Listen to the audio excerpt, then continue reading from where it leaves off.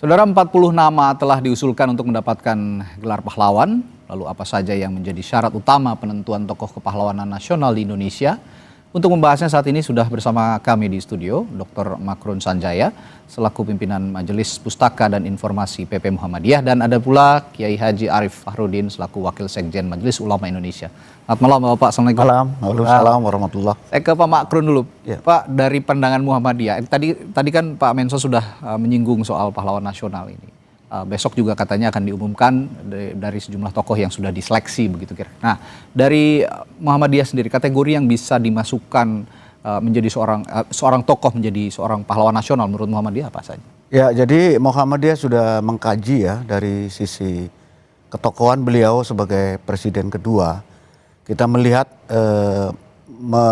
menilai sosok seseorang itu harus secara komprehensif ya, tidak bisa sepotong-sepotong. Dan setelah kita teliti juga, sejak zaman revolusi kemerdekaan, beliau ini sudah memberikan bagaimana kontribusinya terbesar bagi bangsa. Okay. Ya, jadi kalau kita menyinggung sosok misalnya Presiden kedua RI Pak Soeharto itu sejak tahun 1946 sudah melakukan berkontribusi kepada yang waktu itu sejarah mencatat ada semacam kudeta yang dilakukan oleh kelompok kiri ya. Dan Pak Harto sebagai militer bisa menanggulangi hal itu tersebut. Okay. Belum lagi ketika serangan umum 1 Maret di Yogyakarta yang kemudian menjadi salah satu episode sejarah bangsa yang gimana kita mempertahankan kemerdekaan. Okay. Sampai kemudian G30 SPKI, beliau sebagai tokoh utama yang bisa menyelesaikan persoalan itu. Dan ketika beliau menjabat itu, dunia mengakui salah satunya adalah ketika kita bisa mencapai sebuah pencapaian ya, di mana kita mencapai swasembada pangan. Dan itu diakui di dunia. Sampai beliau pidato di forum FAO ya. Oke, itu tadi Pak Harto. Tapi kalau kita bicara tokoh nasional dan presiden, mantan presiden begitu, ada juga nama Abdurrahman Wahid atau Gus Dur.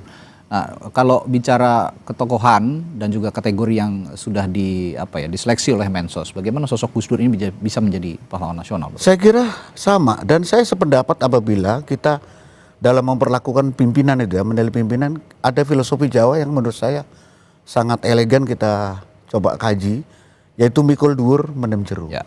Tidak ada manusia yang sempurna. Tapi kalau kita sebagai bangsa hanya mencari-cari kesalahan, hanya mencari-cari kekurangan, mengudal-udal apa yang masa lalu, tentu kita tidak akan maju ke depan.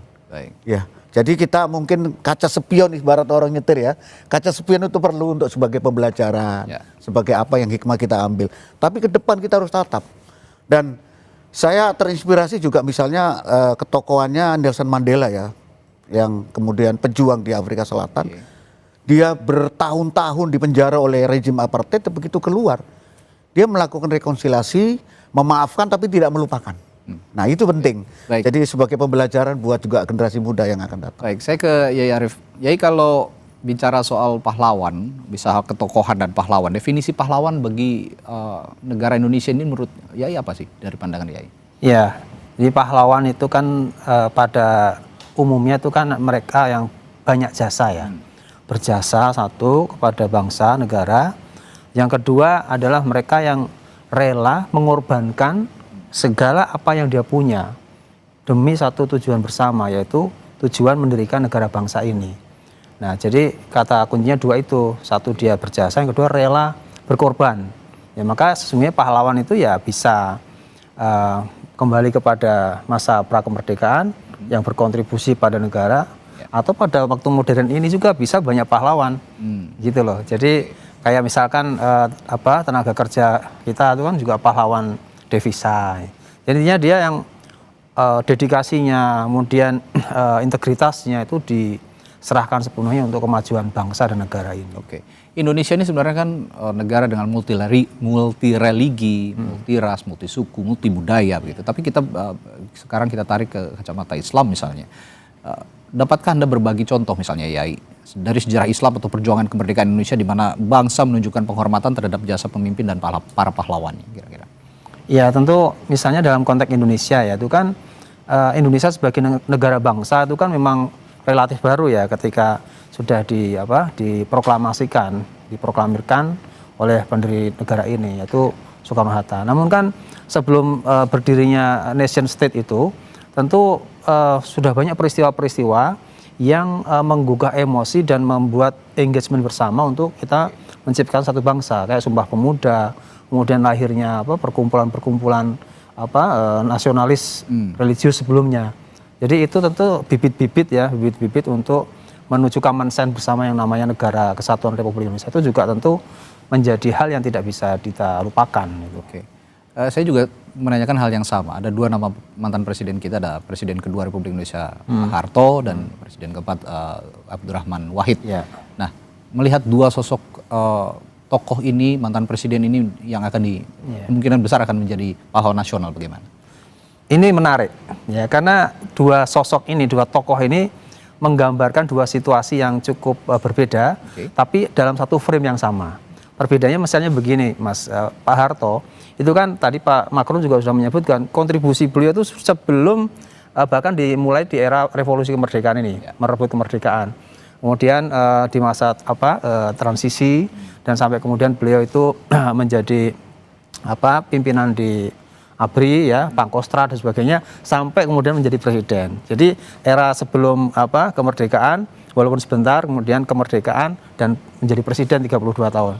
Kalau Gus Dur itu identik dengan jasa-jasa beliau itu kan, selain beliau punya terah, ya, terah ulama-ulama besar yang itu semua adalah pendiri negara ini, mulai Menteri Agama pertama Kiai Wahid Hasyim, abahnya, sama kakeknya Hadratus Syekh Kiai Hasyim Asy'ari yang menggelorakan resolusi jihad.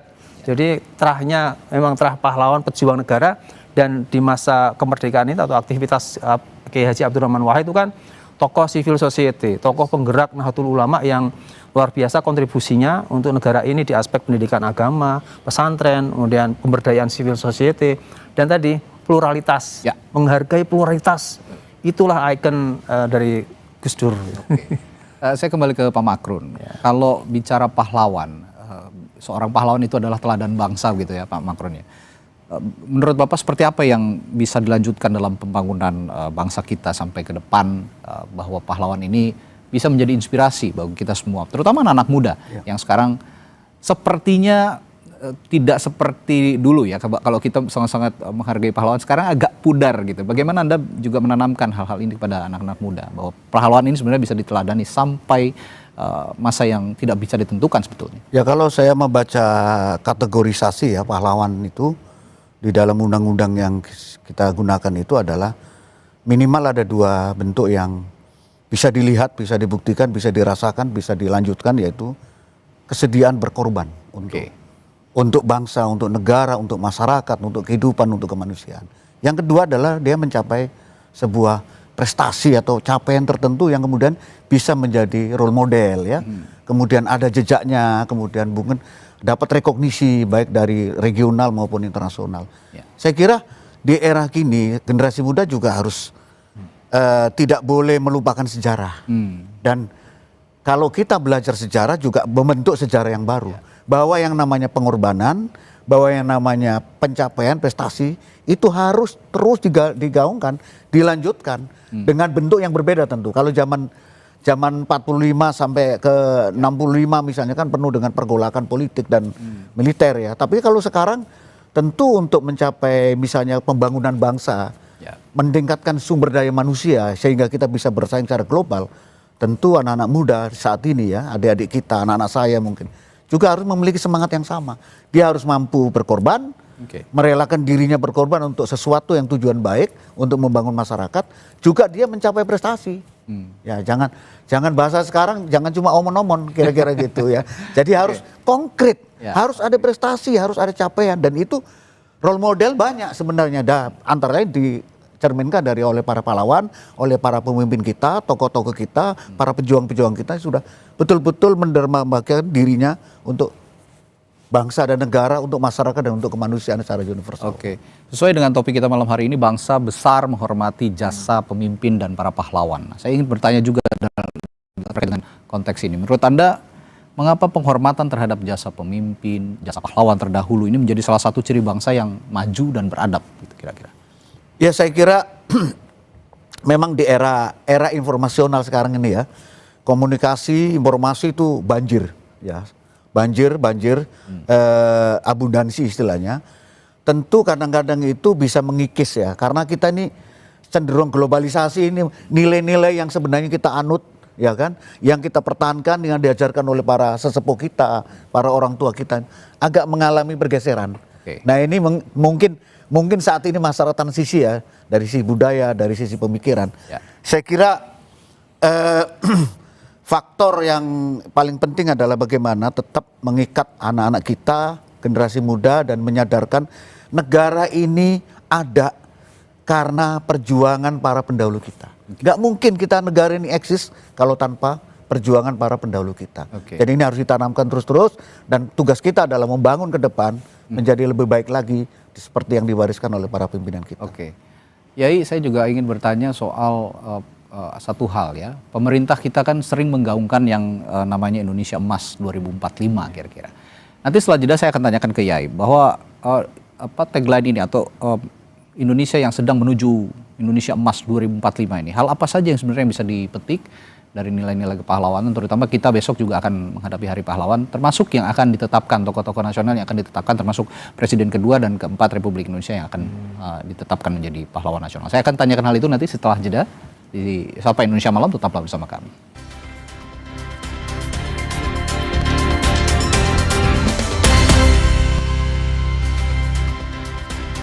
Kami lanjutkan tema malam hari ini menyambut Hari Pahlawan besok dengan memperbincangkan bangsa yang besar, bangsa yang bisa menghargai pemimpin dan pahlawannya.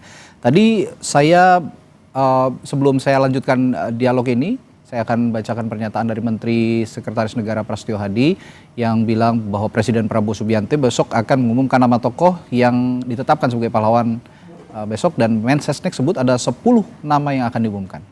Rencana Mas mau diumumkan? Apanya? Besok insya Allah akan diumumkan.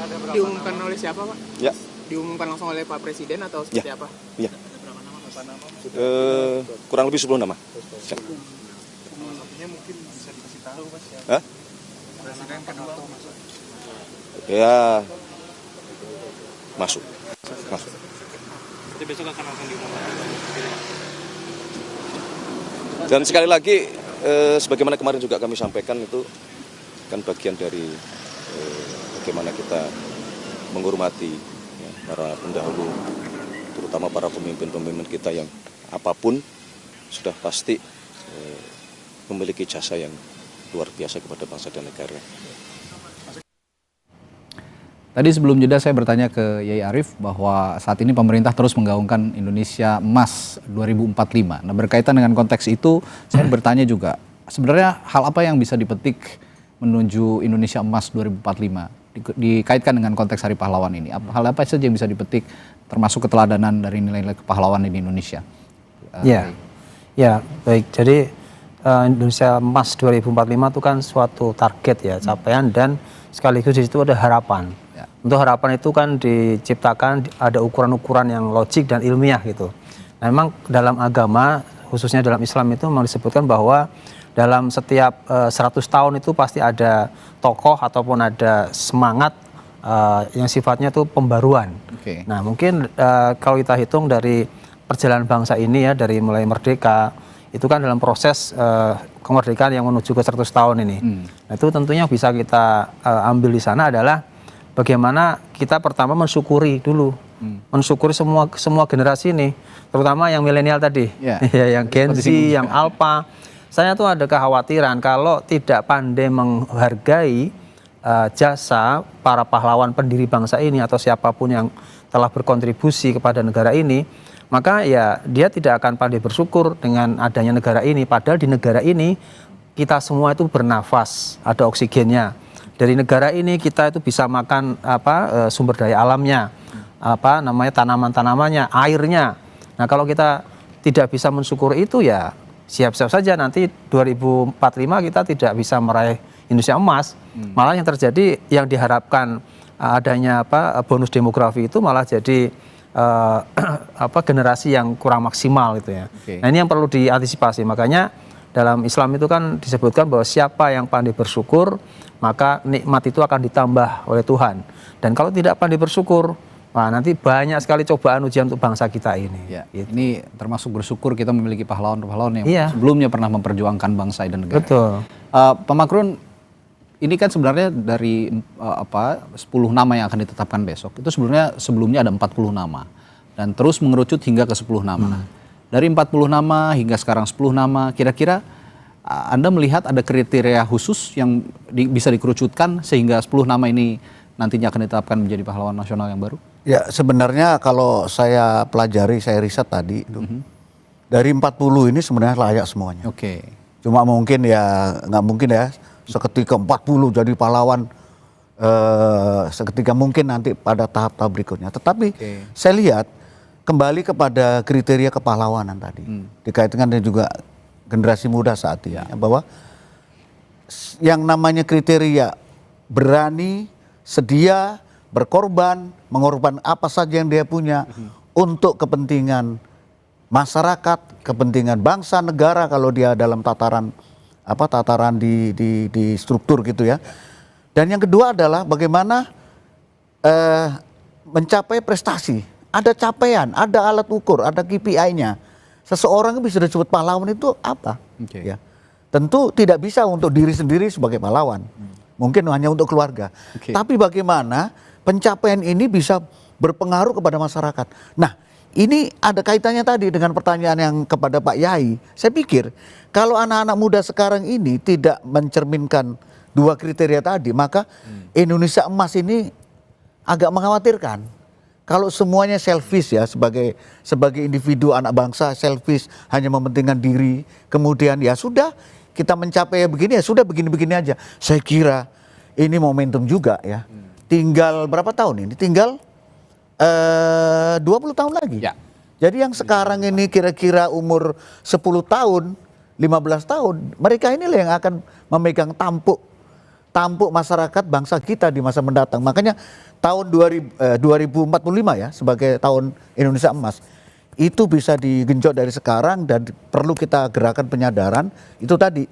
Kalau mau disebut pahlawan dan harus bersumbangsi kepada bangsa dan negara, itu tadi harus ada semangat berkorban dan harus ada mencapai prestasi tertentu. Nah, 10 orang yang akan ditetapkan menjadi pahlawan nasional ini kan akan menjadi memori nanti di kemudian hari, terutama bagi anak-anak muda, termasuk anak-anak sekolah. Saya bertanya ke Pak Makrun, seperti sebagai Muhammadiyah juga sebagai lembaga pendidik juga, kira-kira strategi pendidikan yang bisa diterapkan untuk menanamkan nilai penghormatan terhadap jasa pemimpin dan juga para mantan presiden, para pahlawan, apa yang kira-kira bisa diterapkan?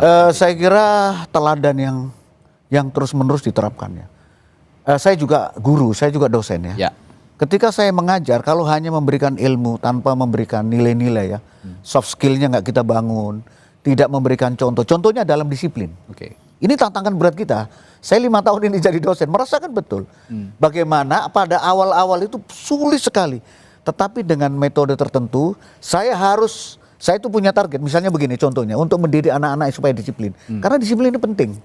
Pekerjaan apapun kalau tidak memiliki disiplin yang baik, itu integritasnya akan tercoreng. Bagaimana saya harus mendahului mahasiswa sebelum mahasiswa datang, bila perlu. Jadi saya lomba-lomba itu. Nah jadi keteladanan ini penting, dan para tokoh-tokoh yang baik besok yang diumumkan 10 maupun yang 40, itu saya kira sudah memberikan sebuah keteladanan yang berbagai bidang kan. Ada guru, ada mungkin tentara, ada pemimpin bangsa. Itu semuanya patut kita tiru, dan keteladanan itu penting. Makanya para pemimpin kita juga sekarang ditantang untuk memberikan teladan yang baik kepada generasi muda. Teladanan kepemimpinan itu dicontohkan dari skup yang paling kecil dulu begitu. Betul, dari lingkungan yang paling kecil dulu baru berjenjang ke tingkat yang lebih tinggi. Terakhir saya ke Ye Arif. Sebenarnya keberhasilan yang bisa dipetik dari para mantan presiden yang masuk dalam usulan pahlawan ini, misalnya swasembada pangan atau macan Asia dan sebagainya, apa saja sih kira-kira, Kiai? Yang sudah dikontribusikan oleh calon penerima gelar pahlawan ini kan, dari para presiden kita Mereka itu kan punya tagline masing-masing lah para presiden. Masuk juga Presiden Soeharto, Presiden keempat juga Gus Dur gitu. Jadi memang di dalam Islam itu atau di santri itu ada istilah gini, likul limako makol. Dalam setiap era itu ada tokohnya, dan setiap tokoh punya eranya. Nah jadi misalnya apa yang baik-baik itu tentulah yang harus bisa dipetik dengan seksama, dipelajari, kemudian dijadikan legacy untuk generasi berikutnya. Maka kan dalam tuntunan Al-Quran itu kan manusia itu diseru, lihatlah masa lalumu untuk masa depanmu. Jadi memang tantangan sekarang itu mentransmisikan ya, mentransmisikan capaian-capaian kebaikan yang sudah dilegasikan oleh para presiden kita sebelumnya itu untuk kita transmisikan kepada dan transformasikan kepada generasi sekarang ini. Tantangannya memang lumayan, karena saya katakan tadi zamannya udah berubah, udah berbeda sekarang. Zamannya udah zaman digital, ya semuanya tantangannya di situ juga, dan sekaligus tidak hanya tantangan juga, itu menjadi peluang juga bagaimana mereaktualisasikan penghormatan kepada orang yang berjasa pada negara ini sesuai dengan kondisi dan tantangan yang ada di era kini. Gitu. Oke, nah balik lagi bicara soal anak muda yang juga harus meneladani para pahlawan. Anak muda sekarang ini kan perlu contoh begitu ya, perlu sikap yang harus bisa dilihat terlebih dahulu. Singkat saja, kira-kira dampak positif bagi bangsa jika kita secara konsisten menghormati jasa pemimpin dan juga para pahlawan apa saja? Itu sangat luar biasa sekali ya. Bangsa ini tidak akan survive kalau dia mengalami ketercerabutan budaya. Jadi pentingnya mengapa kita generasi sekarang dan masa depan itu untuk selalu mengingat, melihat pada generasi sebelumnya, dalam hal ini kontribusi para pendiri bangsa kita atau para presiden kita itu, supaya culture kemudian DNA bangsa ini tidak tercerabut. Kalau sudah tercerabut artinya bangsa ini tidak bisa menghargai capaian-capaian positif yang dihasilkan oleh anak bangsanya sendiri. Ini bencana kenegaraan dan bencana kebangsaan. Kita, anak-anak kita atau generasi ke depan mengalami alienasi. Nah ini yang saya khawatirkan dan disebutkan dalam Al-Quran tadi. Kalau kau pandai bersyukur akan ditambah nikmatnya. Tapi kalau tidak pandai bersyukur, lupa dengan siapa yang berjasa di negara ini, siap-siap nanti cobaan dan ujian kebangsaan kita lumayan berat ke depan. Gitu. Artinya kesimpulan kita hari ini dalam perbincangan kita hari ini, terutama untuk anak-anak muda, untuk menjadi bangsa yang besar, sekali lagi hormati jasa para pahlawan, hormati para pemimpin, niscaya kita juga bisa mendapatkan keteladanannya kira-kira. Baik, terima kasih Kiai Haji Arif Fahrudin dari Wakil Sekjen Majelis Ulama Indonesia dan juga Pak Makrun Sanjaya, pimpinan Majelis Pustaka dan Informasi PP Muhammadiyah telah berbagi perspektifnya malam hari ini soal pahlawan.